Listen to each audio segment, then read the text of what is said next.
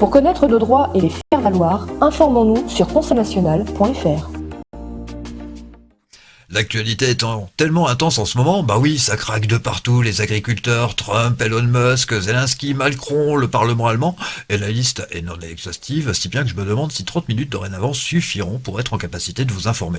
Bon, nous allons quand même nous y essayer. 30 minutes avec La France Libre, une émission du CNTF/CH, avec Philippe ce soir et Jean-Pierre et vous-même. Messieurs, dames, bonsoir, bienvenue. Bonsoir, bonsoir. Bonsoir. Alors, est-ce que effectivement, essayer quand même d'informer les personnes, c'est le cœur de notre ouvrage, même si, et ça, c'est contenu dans le titre de la soirée, même si nous n'avons pas des spécialités en tout, hein, on est bien d'accord là-dessus, c'est pour ceux qui nous écoutent et tous ceux qui nous écoutent. Et celle, bien entendu, que nous n'avons pas la science infuse sur un tas de sujets, comme par exemple, je vois des gens extrêmement clairs en la matière, clairs C-L-E-R-C, hein, et non pas C-L-A-I-R, qui sont des clairs, c'est-à-dire des sachants, qui sont capables de vous donner le poids exact d'un avion russe, qui sont capables de vous donner des informations techniques dans plein de domaines, enfin, bon, qui sont assez ahurissants. On n'a pas tout ça, nous, on n'a pas cette capacité-là.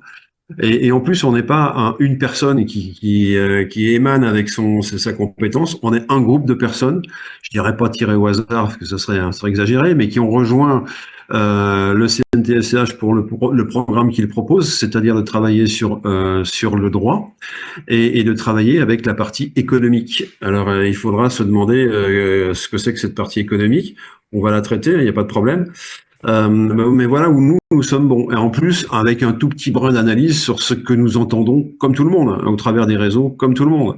Alors certains sont douteux, certains sont des fake news, certains sont des probabilités fortes. Et on a de plus en plus d'informations sur ces niveaux-là, à différents niveaux, que ce soit même physique ou autre que physique. Si, ça existe. Et donc, voilà, on est en train juste non pas d'arbitrer, mais d'être témoin privilégié en quelque sorte, nous au sein du CNTF/CH, d'un certain nombre d'éléments qui sont recensés et que nous avons de temps en temps la possibilité de restituer à ceux qui veulent bien nous écouter. Alors, je dis bien, nous ne sommes pas armés pour connaître la vérité absolue en amont, hein, sauf pour les cas du droit et de l'économie, là on est armés, qui répondent aux questions du genre pourquoi et comment, pourquoi ça se passe et comment ça se passe. L'objectif, il est clair chez nous au sein du CNTF/CH, c'est de proposer une démocratie 2.0, je vais l'appeler comme ça par jeu, reprise de celle de l'Antiquité avec des moyens modernes en préparant l'avenir avec des assemblées populaires, des assemblées du peuple. Voilà le programme. Demandez le programme, mesdames et messieurs, vous l'avez, quoi. Alors de plus en plus de sites reçoivent des personnes spécialisées, c'est ce que je viens de vous dire. Alors il y a des militaires, il y a des géopolitologues, des nutritionnistes, de la médecine alternative, du réchauffement climatique, des spécialistes en réchauffement climatique, la grippe aviaire qui revient très fort également, les effets secondaires de la vaccination, etc., etc., etc. Mais il faut bien comprendre une chose, c'est que depuis sa création, avec une nette accélération depuis 2008, la Constitution de 1958 a subi de nombreuses modifications, jamais soumises au vote des Français et de toute manière illégales à cause de la forfaiture de 2008. Je peux répéter la phrase, mais vous la repasserez vous-même, mesdames et messieurs, si elle vous semble un peu complexe. Donc ça veut dire que depuis 2008, on est dans une zone grise qui n'est plus celle d'un gouvernement avec des gouvernés, qui est celle de gens indépendants qui sont à moitié privatisés. Donc privatisés comment? Privatisés de quelle façon? Avec des bonnes intentions? Pas toujours. Et toujours avec une même logique capitaliste qui consiste à faire de l'argent sur nous, quoi, tout simplement, sur nous les habitants de cette planète, tout simplement. Depuis que 2008, donc date de la forfaiture, hein, je rappelle à toutes fins utiles ce qu'a été cette forfaiture de 2008, puisque c'était le traité de Lisbonne par lequel nos représentants ont jugé bon de voter à l'inverse de ce qu'avait voté le peuple 3 ans plus tôt, et ce qui fait que là, on est dans une contradiction entre une république et une démocratie, et la réalité des faits qui fait que là, on est sur une tyrannie, hein, on s'est fait imposer une solution qui n'était pas la nôtre, nous, peuple de France. Voilà, donc ça s'appelle une forfaiture, hein, sous la forme d'un coup d'État, c'est une forfaiture. Et aujourd'hui, depuis 2008, donc ça fait quelques années déjà, nous en sommes arrivés à ce que les manifestants agriculteurs pacifiques et légitimes Pourquoi légitime? Parce que ça fait 1 an qu'ils demandent des réponses à leurs questions qu'ils n'ont pas. Donc, de façon pacifique, ils vont sonner à la porte de Matignon, j'imagine, pour avoir leur réponse, tout simplement, hein. Et nous en sommes arrivés à ce que ces manifestants se fassent mettre en garde à vue s'ils portent un bonnet jaune. Alors là, c'est très fort, là. C'est-à-dire qu'il y a un délit d'accoutrement par lequel vous n'avez pas le droit de porter de bonnet jaune.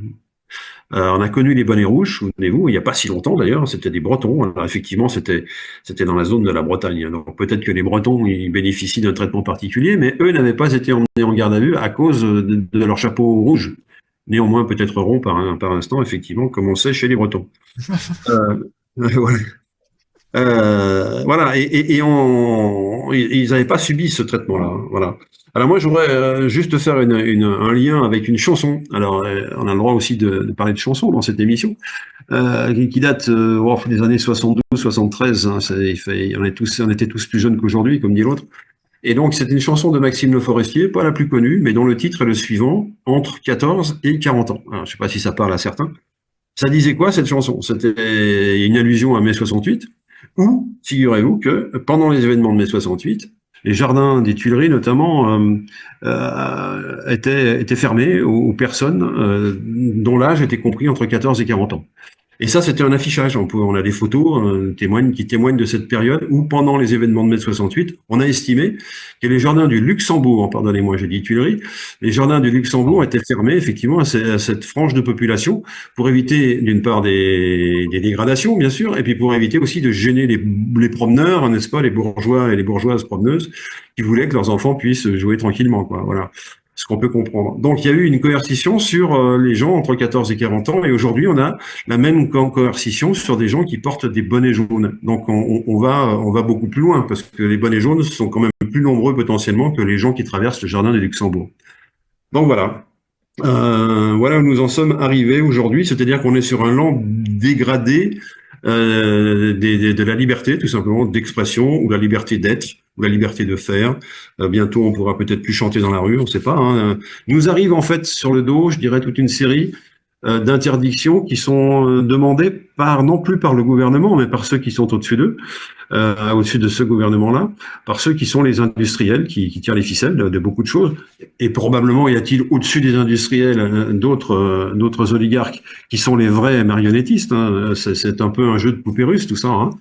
Et nous sommes tout en bas, écrasés par ces obligations, par ces interdictions et par ces perspectives. C'est-à-dire qu'on nous dit quoi aujourd'hui? On nous dit que si notre voiture n'a pas le bon critère 3 et qu'elle a plus de 15 ans, eh bien, il va falloir que vous fassiez un détour pour rentrer chez vous, mesdames et messieurs. Bah oui, non, Philippe, il y a des possibilités de dérogation. Alors justement, je me suis renseigné pour un véhicule diesel, on va dire, qui a 18 ans, quelque chose comme ça, pour une année, donc de pouvoir rouler sans problème, ça coûte 2800 €. Ah, bah voilà, ils ont trouvé une solution d'industriel. Ça, c'est parfait, ça. Donc, oui, évidemment. Donc, à condition de payer avant, on paye plus cher qu'une amende, hein, parce que 2800 €, ça en fait des amendes à 135 €. Hein. Là, ça vaut le coup de transgresser, je dirais, et surtout pas à aller chercher la permission. Par contre, ce que j'ai lu également, c'est qu'il existe effectivement des autorisations possibles, mais il faut savoir quand, à quel jour, quelle heure et où est-ce que vous allez. Alors, à partir de là, on vous ouvre une fenêtre où vous allez pouvoir aller sur un site internet et demander une dérogation que vous pourrez mettre sur votre pare-brise. La belle vie, quoi. La vraie belle vie. C'est la vraie liberté. Je vais où je veux, quand je veux, sans contrainte. La dérogation, moi, ça me rappelle un petit peu le confinement, où il fallait sortir justement avec une dérogation. Peut-être qu'il va falloir faire maintenant pareil avec sa voiture.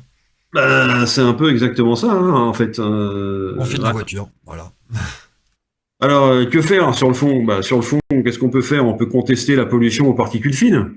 Pourquoi on le ferait pas? Pourquoi on se gênerait? Puisque les scientifiques nous disent que la pollution aux particules fines, c'est au mieux quelque chose d'anecdotique, et au pire un fantasme. Hein. C'est-à-dire que voilà, les particules fines, elles sont polluantes certes, mais à la marge. C'est vraiment ridicule. Ça, c'est le premier point. Le deuxième point, c'est que effectivement, ces particules fines, elles diminuent en plus leur densité, diminue d'année en année. Même les gens qui nous ont imposé ce blackout avec le critère 3 depuis 15 ans, se reconnaissent qu'il y a de moins en moins de pollution dans l'air. Mais ça ne leur suffit pas. Mais bien que ça ne leur suffise pas, ils vont pas jusqu'à nous dire qu'est-ce qui leur suffirait, quoi. Parce que ça serait trop facile. Après, on suffirait d'avoir des contre-feux, d'avoir des astuces pour ne plus polluer autant, etc. Et garder sa voiture. Ben non, non, non, il faut pas nous le dire. Autrement, ça serait pas la surprise, que ça serait pas la bonne surprise. Donc voilà, donc il faut nous faire la surprise de ce que c'est que le seuil de tolérance de ces diffusions de particules fines dans l'atmosphère. Donc voilà, donc et en plus, il faut bien comprendre une chose, c'est que les mêmes savants nous disent que le gaz carbonique et le carbone sont plus qu'utiles à la Terre et qu'a priori, on serait en déficit de carbone par rapport à ce que réclame aujourd'hui la végétation qui a besoin de gaz carbonique. J'apprends rien à personne, j'espère. Et que nous, indirectement, on a besoin de l'oxygène renvoyé par les plantes et les arbres surtout. Hein. Donc voilà, donc tout ça, toujours, on marche toujours un peu sur la tête, on est toujours sur une science, une pseudo-science dont personne ne nous a expliqué en quoi elle était une science. Pourquoi est-ce que certains disent blanc, d'autres noir? Qui sont les bons, qui sont les mauvais? On a une petite idée sur la question, nous. Hein. C'est-à-dire qu'en fait, tant qu'on continue à nous obliger à payer, à nous obliger à être sous le poids d'une coercition, eh bien ça constitue pour nous, au sein du CNTFCH, une torture mentale et donc un crime contre l'humanité. C'est bien de le rappeler, parce qu'il y a des personnes qui pourraient un jour ou l'autre ne plus s'en souvenir. Quoi. Voilà, donc il faut quand même bien le rappeler. On est dans un crime contre l'humanité lorsqu'on torture les gens en leur faisant croire en des fausses choses scientifiques qui ne sont absolument pas prouvées et dont on aurait plutôt tendance à prouver le contraire. Donc voilà où nous en sommes. Alors c'est un petit peu comme le taux de cholestérol. Hein. Ceux qui se sont fait tester le cholestérol dans leur vie, on s'aperçoit qu'à partir d'un certain âge, on devient ce qu'on appelle un bon client, c'est-à-dire qu'on va avoir besoin des statines, qui sont ces fameux médicaments qui sont censés nous guérir du cholestérol ou en tout cas le stabiliser. Eh bien, ces statines, on en prend pour la vie. En tout cas, moi, c'est ce qu'un jour un médecin m'a dit. Vous en avez pour la vie. Ah bon, hein. Jusqu'au jour où je l'ai tout jeté à la poubelle, et j'ai exactement le même taux de cholestérol qu'avant. Donc, il n'y a aucun problème. Hein. Et je me porte comme un charme pour l'instant, mais je n'ai pas de souci de santé. Et je ne crois pas être le seul dans ce cas-là. Il y a beaucoup de gens qui ont abandonné les statines. Alors, qu'est-ce qui s'est passé? Tout simplement, pour continuer de gagner de l'argent, les pharmaciens, que font-ils? Eh bien, ils abaissent le seuil de dangerosité ou reconnu comme tel du taux de cholestérol.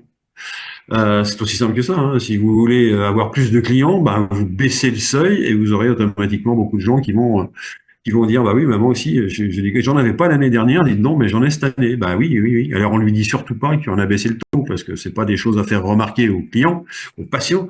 Mais par contre, les médecins en sont parfaitement conscients. Donc certains jouent le jeu et d'autres disent non, rentrez chez vous, tout va bien, je ne vous ordonne pas, je ne vous fais pas sur ordonnance des statines. Voilà. Mais d'autres, au contraire, jouent le jeu et travaillent avec Big Pharma et font de l'argent, etc. Donc voilà. Alors, Jean-Pierre qui a levé la main. Jean-Pierre, c'est Jean-Pierre. Oui, je vais prendre le dernier mot, tiens. Jouer le jeu.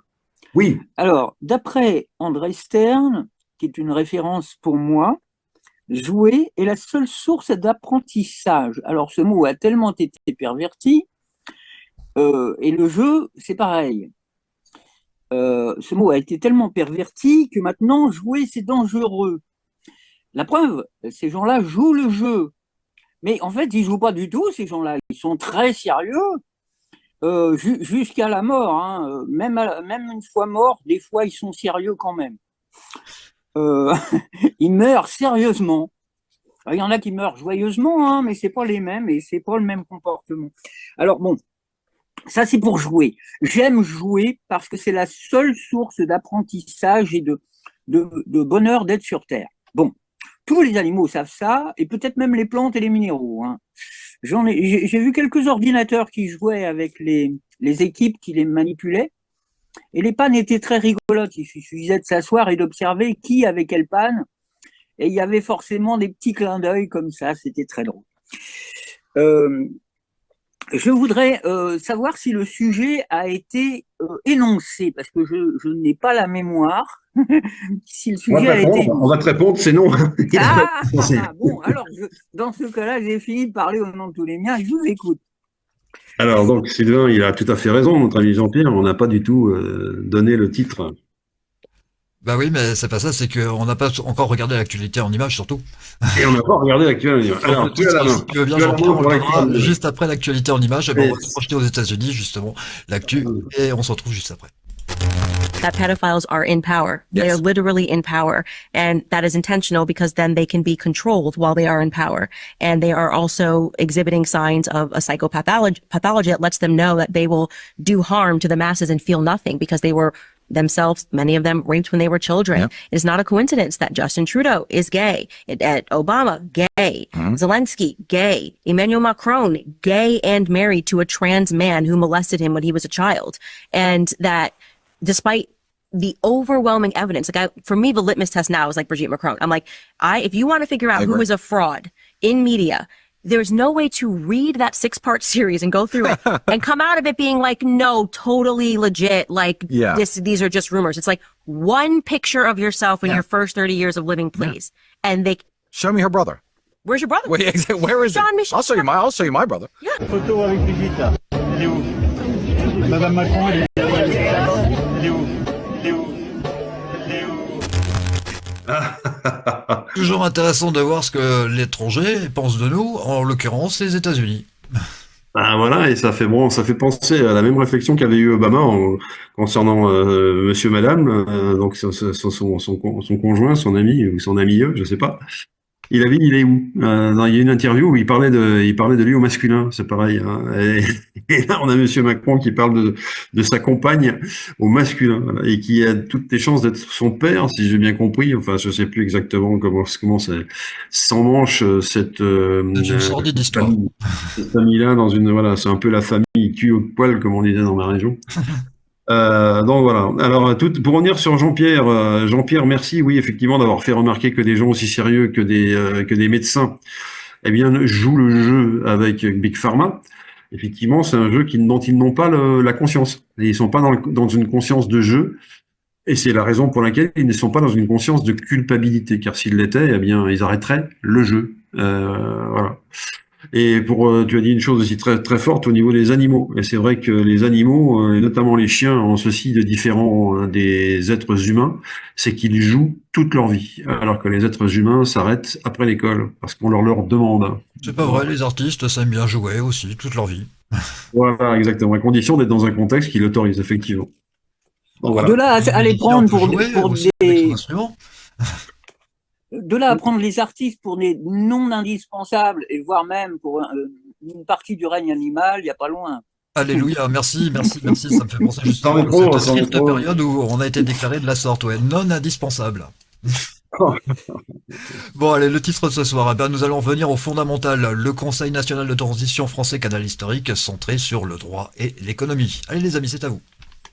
Allez, c'est parti. Donc là, on a déjà bien défloré, non pas le sujet, mais traité le sujet. C'est-à-dire que nous sommes sommés d'obéir à des règles et des lois de plus en plus illégales. Voilà. Si je résume un petit peu ce qui s'est passé avec dont on a parlé avec la voiture critère 3, avec les aspects médicaux, les différents aspects. Bon, on est pris un peu partout. Et aujourd'hui, qu'est-ce qu'on peut faire au plan juridique? Voilà. Déjà le constater que nous sommes sommés d'obéir à des règles et des lois de plus en plus illégales. Alors pourquoi de plus en plus illégales? Parce que depuis 2008, les loups sont rentrés dans Paris, comme dit le chanteur, c'est-à-dire qu'il y a ceux qui ont pris la place de gouvernement sont des usurpateurs en fait. Hein, voilà. Et donc à partir de là, quels qu'ils soient derrière, en plus d'être usurpateurs, ils peuvent être des mafieux, ils peuvent être des gens sérieux mais qui ont envie de faire un coup d'État pour rendre les gens plus heureux. Ça n'a pas l'air d'être le cas. Ils peuvent être plein de choses. Et puis ils peuvent être aussi des inféodés à ce qu'on appelle nous l'État profond, qui vient essentiellement des États-Unis, mais pas seulement, et qui se répand sur l'ensemble de l'Occident. Cet État profond qui donne les ordres, non pas à nous, mais aux politiciens et même aux grands industriels. Voilà. Donc c'est pour ça qu'on est de plus en plus illégal, parce que dans le cadre du gain maximum d'argent, dans la course à l'argent, c'est ça dont on parle, eh bien il y a forcément une exagération, ou en tout cas quelque chose qui va ressembler à de l'exagération quand ça va arriver sur nos genoux. Hein. Voilà, à nous les humains. Hein. Voilà, c'est pourquoi c'est de plus en plus illégal, parce qu'il faut de plus en plus triturer la loi, enfin leur loi, pas la nôtre, hein, leur loi pour faire en sorte que ça se passe bien. Et qu'est-ce qui se passe justement? Qu'est-ce qu'on constate? C'est que depuis 58, je l'ai dit tout à l'heure, il y a eu de nombreuses modifications de la Constitution, mais dont on n'est même pas au courant, pour lequel le peuple français n'a pas été consulté. C'est-à-dire qu'on fait la loi dans notre dos, quoi, tout simplement. Donc ça correspond bien à ce que je viens de dire, c'est-à-dire qu'ils font des lois pour éviter qu'on soit fondé à critiquer leurs actions avec des lois anciennes, par des lois anciennes. Voilà. Donc voilà ce qui aujourd'hui est à l'ordre du jour. Alors voilà. Alors, tout à l'heure, on a dit aussi que, oui, je voudrais revenir sur le fait, on a parlé de la critère 3, mais on a surtout parlé qu'il y avait que 4 villes en France qui allaient être punies de ne pas être conformes à ce critère 3 et ce 15 ans d'âge maximum, enfin minimum. 4 villes. Pourquoi 4? Pourquoi pas 5? Pourquoi pas 10? Alors, on a déjà connu des villes témoins, témoins pour faire des essais techniques, il n'y a pas de problème, hein, quand ça marche ou ça marche pas, ok. Témoins pour faire de différentes choses. Moteur, pilote aussi, ce sont des mots qu'on entend souvent, qu'on a souvent entendus. Telle ville fonctionne avec, je sais pas moi, un tram électrique, telle autre avec un transport en commun gratuit, c'est un essai, on voit un petit peu ce qui se passe. Ça me paraît sain. En revanche, ne stigmatiser pour les emmener vers le paiement d'amende que 4 villes, je trouve ça non conforme à la République une et indivisible. Donc voilà, tout simplement. C'est-à-dire c'est contrevenant à ce que nous sommes intrinsèquement en tant que citoyens. Voilà. Pourquoi ces 4-là et pas les autres? Donc on que la République n'est plus. Alors ça le montre effectivement. Si on prend la question à l'envers, on peut en arriver à la conclusion que la République n'est plus, et c'est une bonne conclusion, hein, en tout cas celle de 58, c'est sûr. Celle de 2008 n'existe pas, donc il n'y a pas de République. Donc nous sommes en vacances de gouvernance, et dans la vacance de gouvernance, j'ai parlé tout à l'heure des loups qui sont rentrés dans Paris, hein, le titre d'une chanson. Eh bien, ces loups, ils font ce qu'ils veulent tant qu'on ne les arrête pas. Voilà. Voilà ce que je voulais dire. Est-ce que vous avez, mesdames, messieurs, quelque chose à rajouter pour votre défense? Voilà. Oui. Pierre, on t'écoute. Oui, alors j'apprécie, mesdames, messieurs, parce que, comme tous les êtres, je porte en moi les deux potentiels et c'est pas la peine de charcuter un corps pour vivre toute sa potentialité. Bon, alors, ça c'est une chose. Donc, mesdames, messieurs, j'accueille. Plus la partie centrale qui est à la fois les deux. Je vais vous parler d'écologie et d'économie et de droit.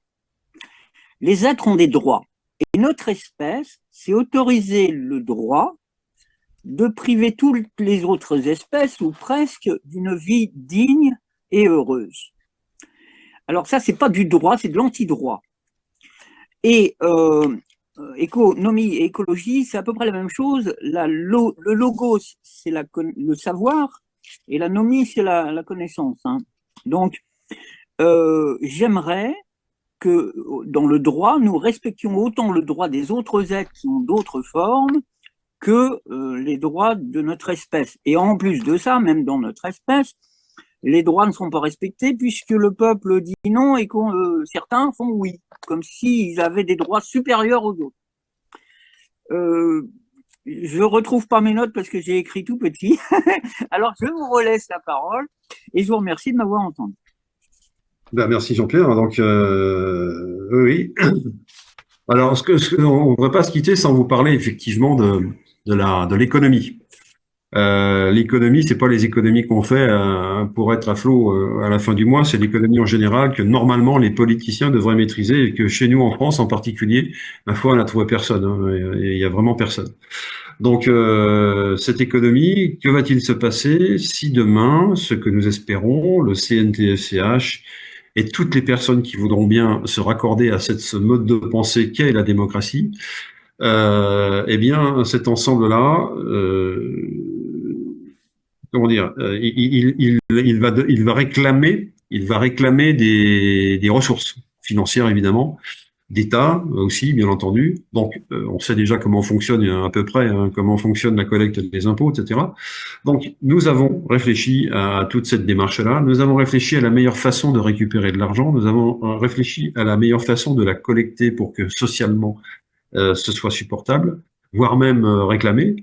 Et comme vous le savez déjà, nous avons réfléchi à la meilleure façon de payer, de donner à chaque citoyen ce RVB, le revenu vital de base, par lequel effectivement chacun pourra dire, ben au moins j'ai ça à la fin du mois, je vais pas être à la rue, quoi. Voilà. j'ai cette somme-là. Alors, ça c'est pas pour dire, c'est pas pour fabriquer des feignants. C'est un argument qu'on entend régulièrement. Mais c'est au contraire pour donner à des gens qui sont au fond du trou, qui n'ont plus d'espoir de rien, la capacité à rebondir.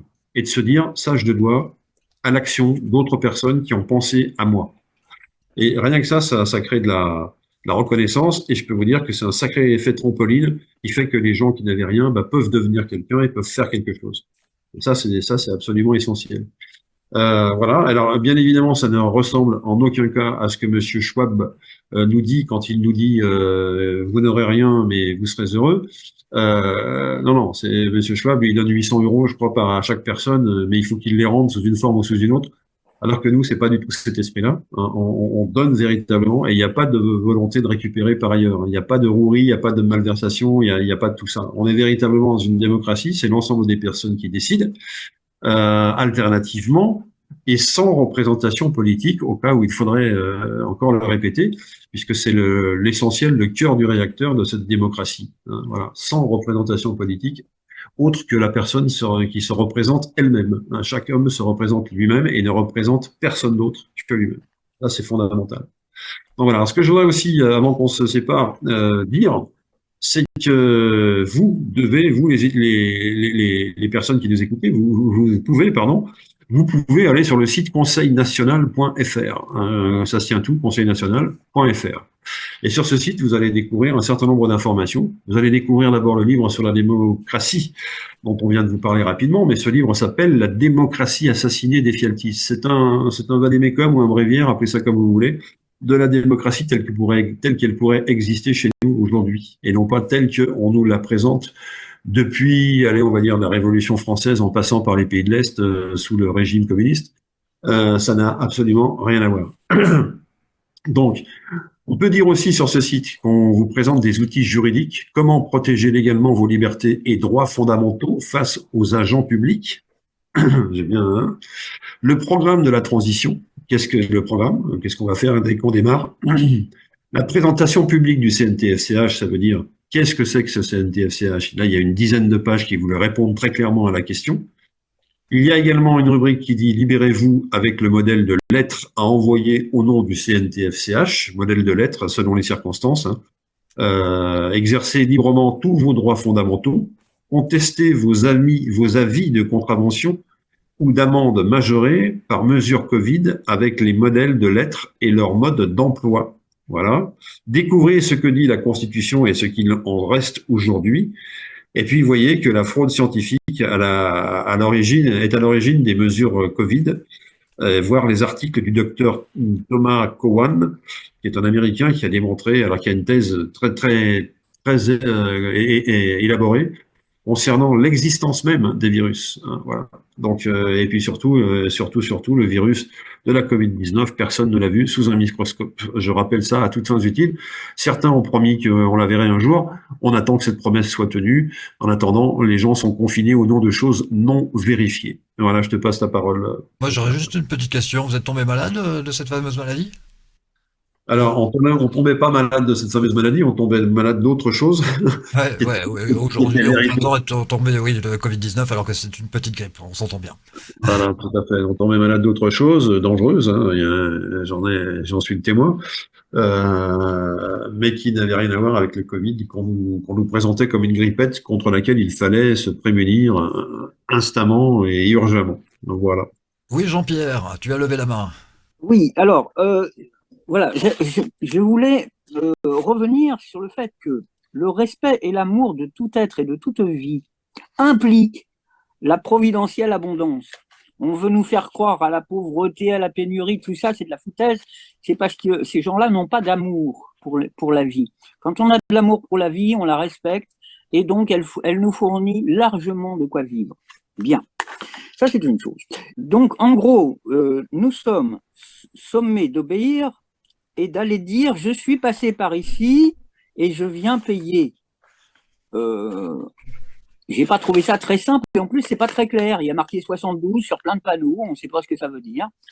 Eh bien si, ça veut dire que si vous ne payez pas dans 72 heures, vous aurez un PV. Alors, je vais me dépêcher d'aller payer et puis d'aller obéir à cette sommation de déclarer là où je suis passé. avec joie.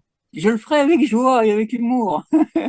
Merci d'avoir entendu. Très bien. Eh ben, s'il faut conclure, je vais conclure comme ça. La solution à la contamination mondialiste, elle est ici. Allez voir un petit peu notre site, www.conseilnational.fr. Et on vous donne surtout rendez-vous, eh bien, juste avant le week-end, vendredi, avec une nouvelle édition de La France Libre du Conseil national de transition français, Canal historique. Merci Philippe, merci Jean-Pierre, merci à vous également. Excellente soirée. À vendredi.